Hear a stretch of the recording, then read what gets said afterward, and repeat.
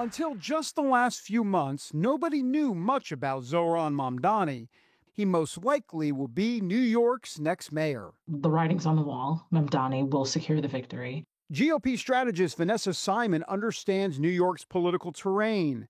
The socialist Mamdani is up against Andrew Cuomo, the state's former governor, who comes with plenty of baggage. Republican Curtis Sliwa has limited support in liberal New York, which leaves Mamdani and his agenda as the one poised to win. He's shiny, well-spoken, has great social media presence, and he's promising everything, including free, ice cream and lollipops. Next door in New Jersey, it's a different story for the GOP, as Jack Ciattarelli has a real shot to become New Jersey's first Republican governor since Chris Christie almost a decade ago.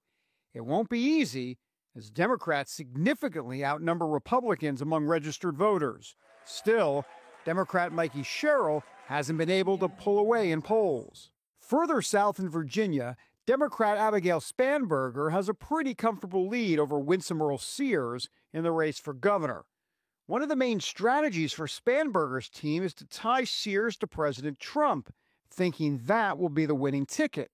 Walter Kurt covers Virginia politics. They're hyper-focused on telling everybody about Trump. That's all they're talking about. I mean, if you go look at their campaigns, they're not campaigning on Virginia issues. They're campaigning against Trump. The national media likes to run stories about how Virginia could be a bellwether state for how the nation views Trump and how that may translate into what next year's midterm elections may be like. I don't think that's true. I think Virginia voters make their own decisions, and I think it's much more localized than that. It's more about what the Virginia voters actually think is going on in their state.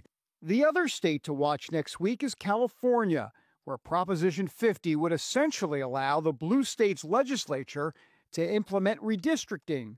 If that happens, Democrats would most likely be able to flip 5 congressional seats from red to blue, improving their chances to control the U.S. House next year.